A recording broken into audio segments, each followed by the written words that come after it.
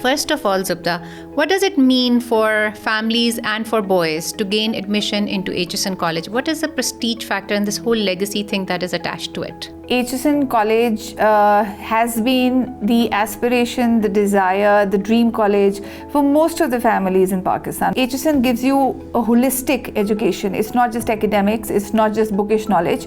The sports facilities that HSN offers, I think that's unparalleled. Grooming of boys that HSN imparts, I think it's unparalleled. What's the one thing that you feel they often underestimate when applying or when preparing their boys for this test?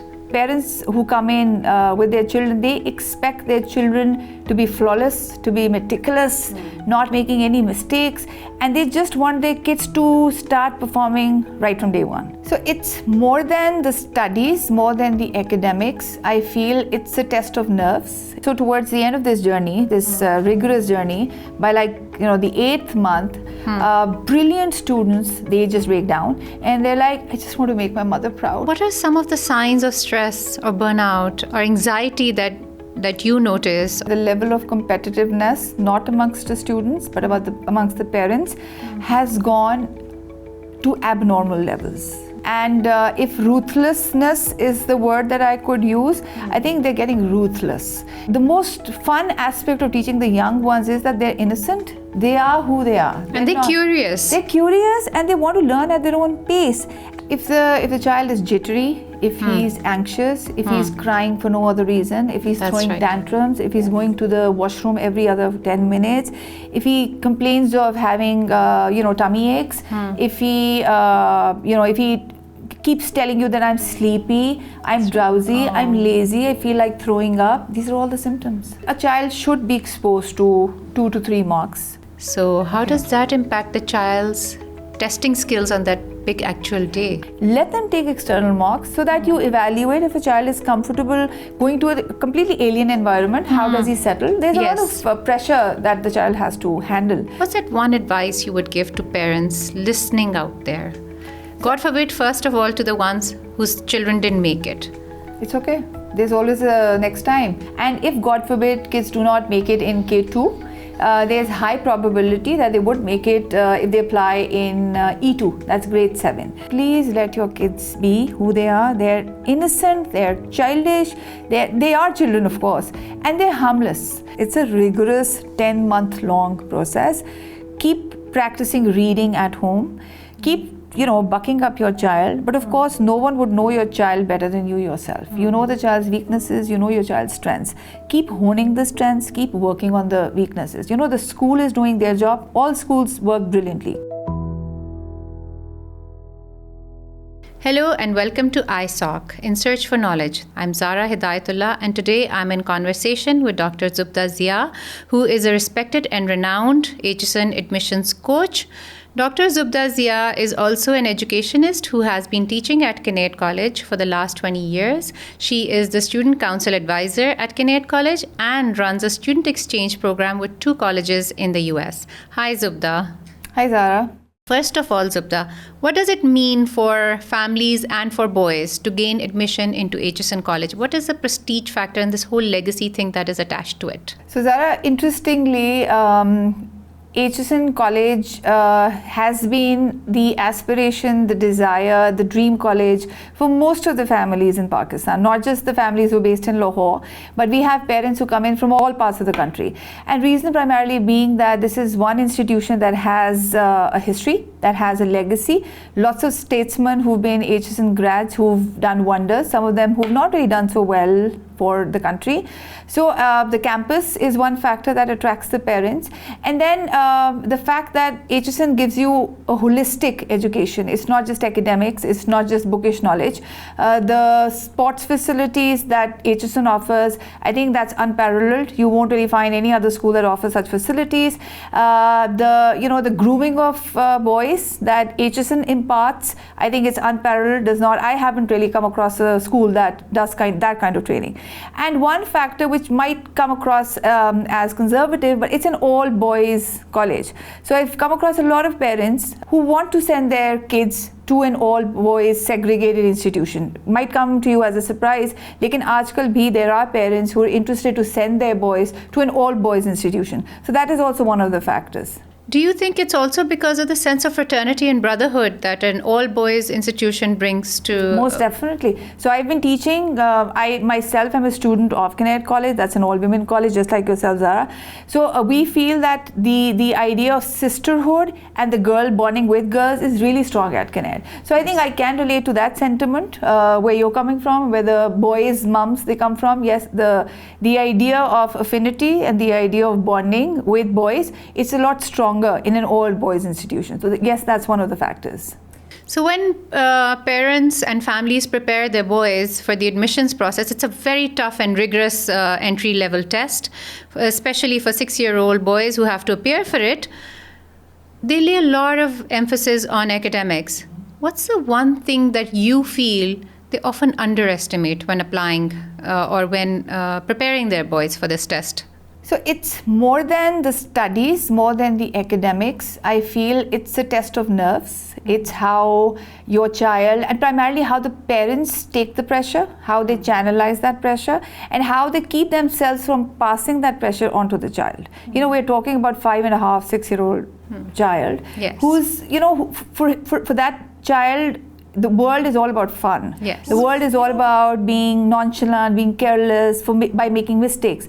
You know, but the mothers and the parents who come in with their children, they expect their children to be flawless, to be meticulous, not making any mistakes, and they just want their kids to start performing right from day one, which I think is unjustified. That level of expectation from a 6-year-old, I think it's humongous, it's unjustified, and it's unfair on the part of the parents. So I won't really blame the child for that. I blame the parents, particularly the moms.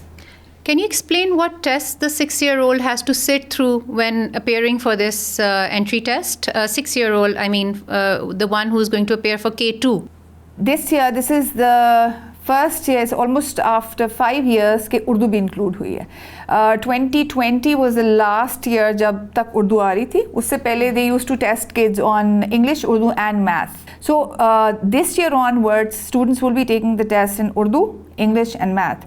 The only trick that I've experienced, the code that I've kind of cracked over these years is that if a child can read independently, and by reading I do not mean memorizing the biffs and chips and those puny little books. No, if the child has the technique of reading, you know, breaking the big words, not getting daunted by the big words, if he's into the routine of reading every day, just for the heck of it, forget about HSN or no HSN.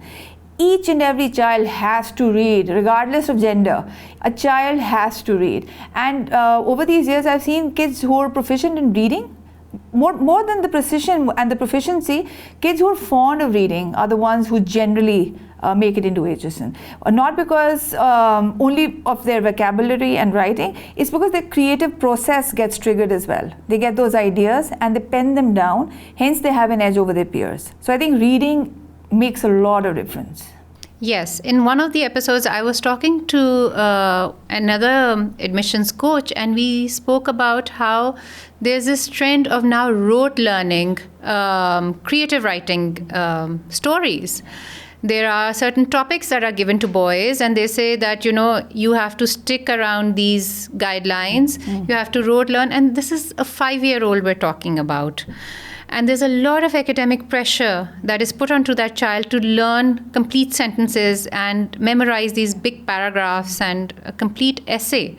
So how do you tackle those situations, and how do you explain to parents if that is not the right thing or the right way to go about it, perhaps? I'm so glad you brought that question up. I think it's insane.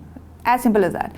So whenever I always have a detailed meeting with the parents and both the parents. Okay. And one of the disclaimers that I give to them is that if you're expecting me to, you know, dictate creative writings or to shove them down their throat, 60, 70 pieces, it's not happening. I'm not the one you're interested in. You know, Unfortunately, I'll call it a market. It has become a commercial thing. Yes. There are loads of people who are doing that, and no offense to them, but I don't do that, and I find it criminal because you're actually sabotaging a child's creativity. So how not to blow my own trumpet, but the way we were taught at Sacred Heart Convent and the way I've been teaching my children as well is that you think out of the box. If I have let's suppose I have 30 kids and all 30 kids churn out exactly the same thing, where does my curiosity go? I would not really want to mark those pieces, right? I need to have that exclusivity, that creativity factor coming in from each child. So I won't say but I have a brilliant team that works with me. So we generally focus on vocabulary, building strong word banks, giving them lots and lots of phrases and idioms and making learning fun actually. So every day they'd come and they have those fancy diaries where they put in 4 to 5 words, new words that you learn every day. And they get extra, there is some... reward points, yeah, they get stars. Points, absolutely. That's so we right. have that cheeky monkey list and we have the candy list and we incentivize learning. And so far it's been fun. That's how I dealt with my own sons who are at HSN. Now one of them will be graduating next year, inshallah. Mashallah. So, and I felt that it worked. It's something that's very personal and personalized. So I've always find this technique very productive. Also, I find, since my son also goes to HSN College, I find this whole rigor that a child has to sit for X number of hours at a coaching center, at a learning center, and has to just work. These are 5-year-olds we're talking about. We don't expect them to just sit for over an hour and just work. How do you break that routine up for the boys who come to you, and how do you make learning a more fun experience? So Zahra, like I said, unless learning is made a fun thing, kids don't learn. They might churn out the same thing at the same time, like unki retention bhi nahi hogi, they won't really absorb anything. So we tend to, for example, if we're talking about creative writing, I give them prompts and I go around the table and I ask everyone to give their own ideas and they jot down their ideas. As they speak, they jot them down. So by the end of the discussion, all of them have 12 to 14 their own lines written, right? And they take those lines back home and each child's work is different from the other, right? And then we have this little thing where kids bring in their new words, their new idioms, and every day we discuss new words that they've learned. So each child gets to learn something or the other from the other child. And then it's not just worksheets, it's not just books. We do a lot of interactive sessions as well. So my kids come to the board, they do descriptive writing, there's lots of drawing and diagrams that they make. Beautiful. And that's how there's lots of brainstorming that happens before creative writing. So these are some tools that have done it for us. So after about a gap of a few years, now Urdu has been reintroduced as a third subject for the entry-level test. How has this addition changed the pressure on both the parents and the boys? So Zahra, there are two sides to it. I think it's a positive step, but I think Urdu should have been there right from day one, because the more languages the child is equipped with, I think it increases his or her intelligence quotient. So Urdu being our national language, I think it should have been there right from day one. And I'm glad that parents have now talking to their children in Urdu as well, because at first I felt that it's only English and they would be embarrassed if their children talked in Urdu, which I found was a little not acceptable. It was disturbing. So now the parents have started taking interest, and now the kids are also putting in effort, and they're talking in English and they're learning how to write in English, which I think is a step in the right direction. You mean Urdu? Urdu, sorry. Yes. Sorry. English has always been there, but Urdu, yes. It's been sort of like a prestige factor in our society. But Urdu, the language that roots us to who we are, absolutely, and our identity, I mean, that was taking a back step, which absolutely, you're glad that it has come forward. Yes. And where a child is preparing for so many skills at the same time, can also adjust with this, I guess. If I could just add one more thing. Of course. The kids are, they're really quick at learning and absorbing and grasping new things. I felt that the mothers were more anxious. A lot of mothers, they were not comfortable with making that extra effort of teaching Urdu to their children. So it wasn't that much of a struggle for the kids. I think it was more of a struggle for the parents, primarily the mothers. So I think, and I kept telling the mothers that you need to take it easy. It's your, it's a language that you speak on daily basis. Yes. It should not be a task. And the moment you start taking it easy, the kids would start responding as well.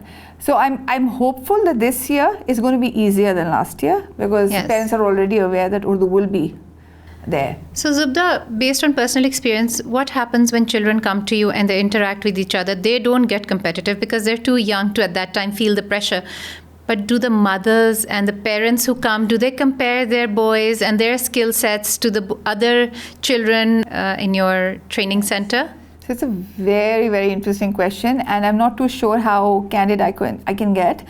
But Zara, over the years, I felt that the level of competitiveness, not amongst the students, but amongst the parents, has gone to abnormal levels, right? And if ruthlessness is the word that I could use, I think they're getting ruthless. What I don't understand is that all children are precious. They're all innocent children who harbor no grudges, who harbor no ill feelings for each other. They just want to have fun. I don't understand that when one day a child comes and he asks me, am I better than X, Y, Z? Where does that come from? I don't think any child would think that way. I'm sure that's the point of discussion at home. Whoever that is, Nani, I'm sure Nani, Dadis are not that involved. It's the mothers and the fathers who tend to, breathe such feelings into their hearts. I think that's criminal. I would, through this channel of yours, I would request them, let them be kids. One of the things that I have felt during my own son's journey is that we're raising children who lack empathy. That is something that is so important. Yes. That even in my class, so I deal with students of all age groups. So I have students who are as old as 22, and then I have students who are as young as 5.5.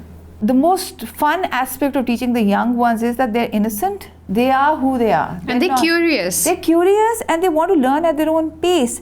And they're generally kind to each other. Yes. After interacting with the parents, if there is something that's slightly, different from the rest of the students, it generally comes from the parents. And one tends to pick that up when you meet with the parents.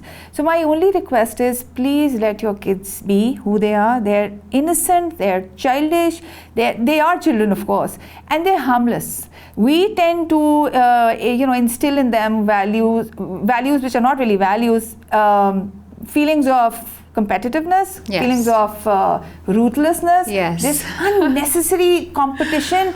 It drives me nuts. It drives me crazy. I mean, even after they gain admission into HSN College, it's come to a point where now they're, in K4, they start having exams and parents start comparing. It's not just the boys, it's the parents who are comparing the results of their sons. And they are putting it out there in WhatsApp groups. They're asking you if I don't like sharing my son's results. For whatever reason, it's up to me. I mean, alhamdulillah, my son, he's always performed far better than my expectations. But I don't like to share that publicly. Why should I put that pressure on my son just because I want to share that glory with my friends? So I don't like doing that. How do you think this impacts the mental health and confidence of boys, especially the very young ones who are just appearing for the test? And even when they make it, how does it impact their mental health and confidence? Zara, it is absolutely detrimental to their mental health. Period. I cannot emphasize it enough. We have kids, so towards the end of this journey, this rigorous journey, by the 8th month, brilliant students, they just break down and they're like, I just want to make my mother proud, with tears, running down their cheeks. That is so sad. It is criminal. It's a pressure that's being put by the mothers. I counsel the mothers as well, and वो बेचारे बच्चे, they're clueless कि ये pressure एकदम से क्यों mount up कर रहा है. But it's the mothers, with all humility, I request all the mothers to take it easy. we have to be in sync. The parents and the teachers, they have to be on the same page. The teachers do not have any magic potion. We tend to give them concepts, but they have to be reinforced at home, right? Of course. So it's something that has to be done in unison at the school, and then the training centers and the parents. We have to work in collaboration. Yes. So what are some of the signs of stress or burnout or anxiety that you notice or parents should watch out for during this preparation period? If the child is jittery, if he's anxious, if he's crying for no other reason, if he's throwing tantrums, if he's going to the washroom every other 10 minutes, if he complains of having tummy aches, if he keeps telling you that I'm sleepy, I'm drowsy, I'm lazy, I feel like throwing up, these are all the symptoms. How do you personally help your students manage nerves and stress for the actual day, for the big day? So it's a very interesting question. Right before 4 or 5 days before the test, we stop studying. Okay. So, and we throw a huge party where there's insane amount of candy, and we watch movies as well, and we do not discuss studies at all. And I felt that even with my own sons, it worked wonders. 3-4 दिन paper से पहले just forget about studies. Stop discussing studies. And we discuss stationery, and we discuss how we're going to celebrate the 3-month holiday that follows, that comes after the test. And just lots of fun discussion, discussing movie stars, discussing superheroes, and stuff like that. Yeah. What would you recommend as relaxation techniques or play time breaks for kids who are preparing? Because they can't just study at long stretches. They're very tiny kids. Yeah. So what would you recommend to the parents who are watching this? How should they break up their time, their study time with their kids? Then I would suggest get them involved किसी न किसी physical activity में. Try to take their iPads and the gadgets from them.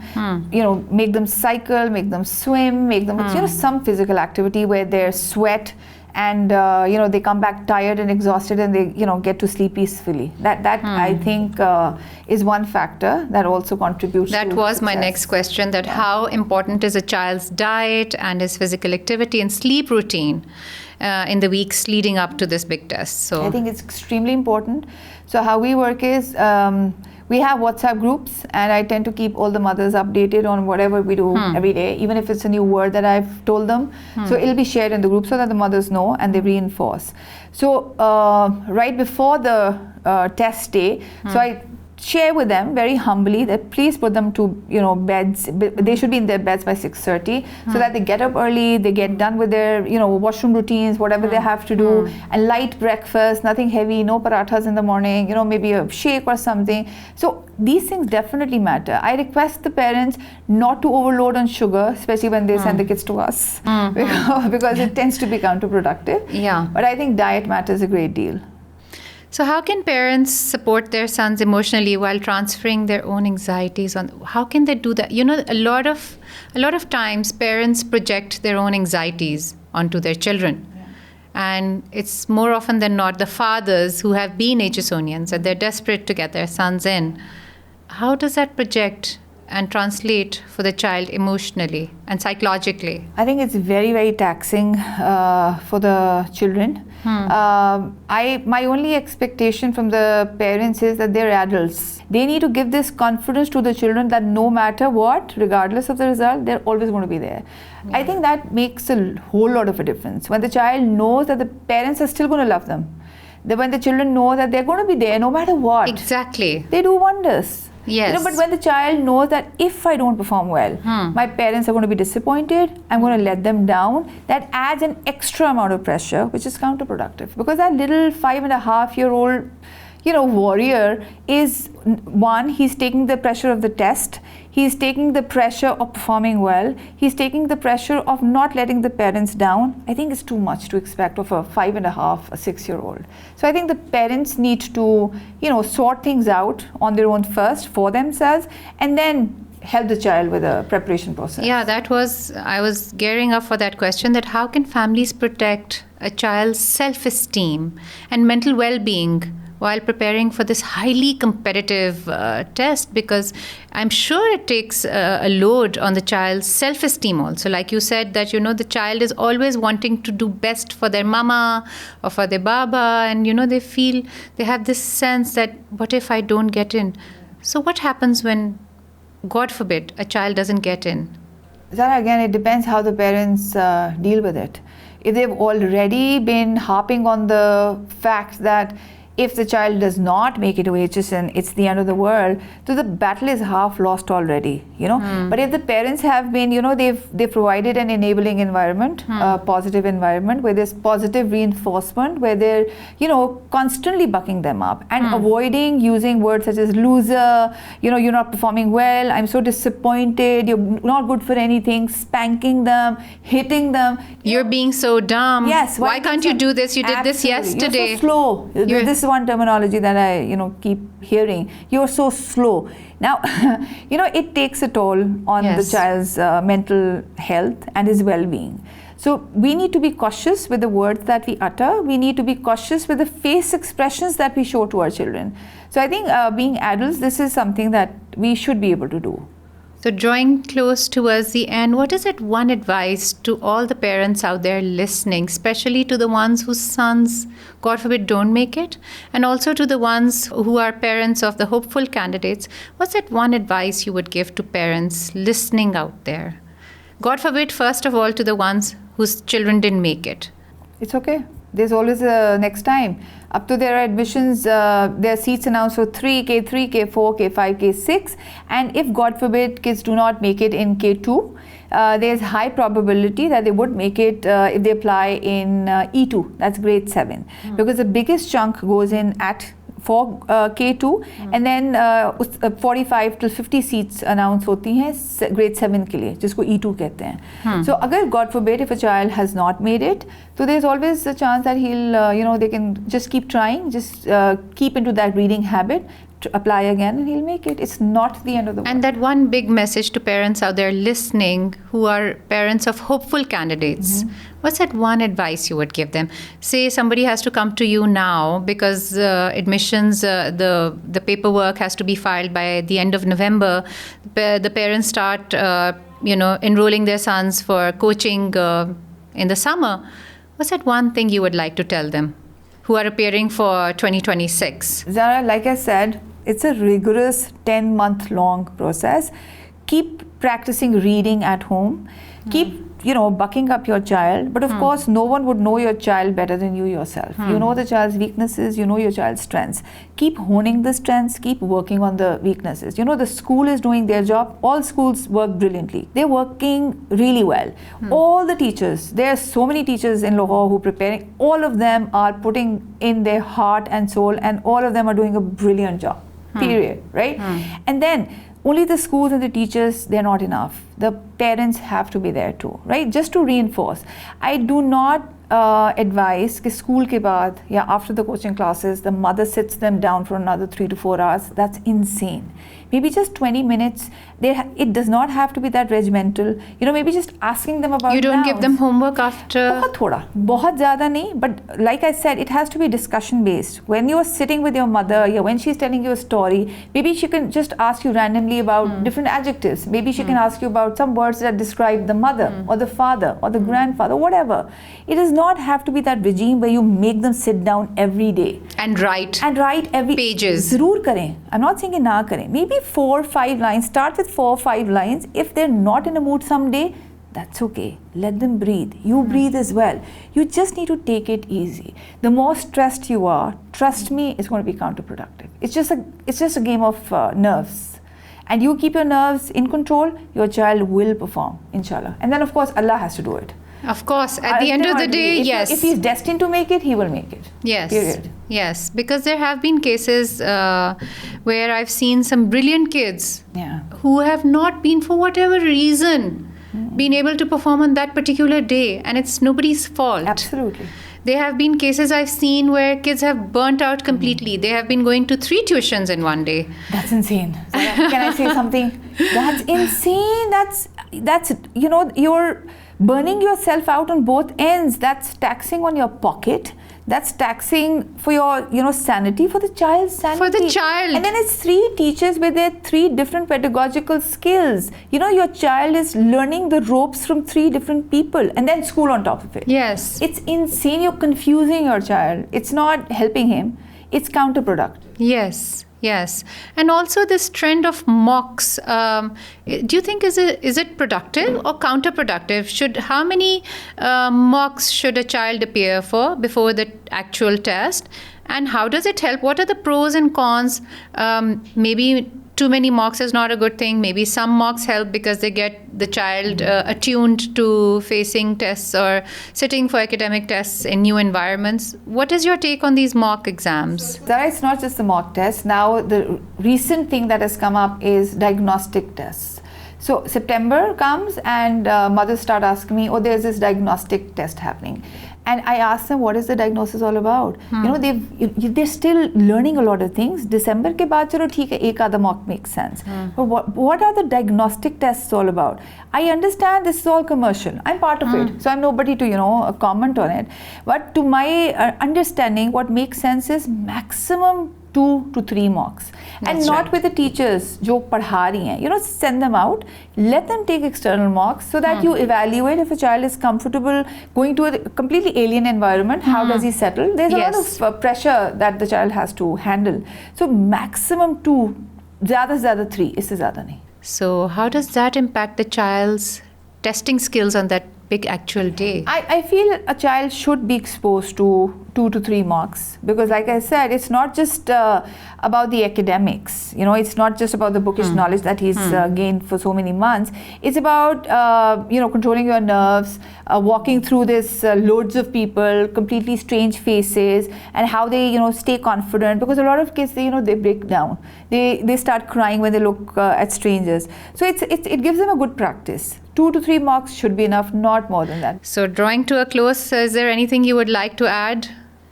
I would just like to request the mothers to please take it easy. अपने आप को please WhatsApp group से break दें. It is. That's right. It's the WhatsApp groups. It's the mothers' pressure groups. वो बच्चे अगर बच्चा पढ़ के फारिग भी हो गया है तो the time that you should be bonding with your child, you're wasting that time on your WhatsApp groups. It's not worth it. And then comparing your child's abilities and skill sets. Just not worth it. And again, कई दफ़ा बच्चे पढ़ाई में इतने अच्छे नहीं होते, उनकी बाकी फैकल्टीज़ बहुत स्ट्रॉन्ग होती हैं. कई दफ़ा बच्चे हमारे पास ऐसे आते हैं, ADHD बच्चे हमारे पास आते हैं, आप इमेजिन नहीं कर सकती, वो मैथ विज होते हैं, मैथ जीनियसेस होते हैं. When Allah has His ways. So अगर कोई एक चीज़ थोड़ी सी वीक है तो Allah compensates with other faculties. Being parents, I think you need to be kind to your children and you need to be there for your children mentally. Physically तो होते ही हैं, but you need to be present mentally as well. So please, ये जो gazillion WhatsApp groups आपने बनाए हुए हैं, that's waste of time. So the one virtue you recommend to everybody is compassion. Compassion and empathy. Please आपका बच्चा जितना precious है दूसरा बच्चा आपके लिए उतना ही प्रेशियस होना चाहिए. ना उसको नजर लगाएं, ना उसको. प्लीज नहीं, please don't do this. It hurts me actually. Of course. Yeah. Thank you for talking to us, Zubda. It was very insightful. Thank you for coming out here and talking to us about this whole process. And I hope parents have been able to gain some insight from, valuable insight from the very respected and renowned Dr. Zubda Zia. Thank you.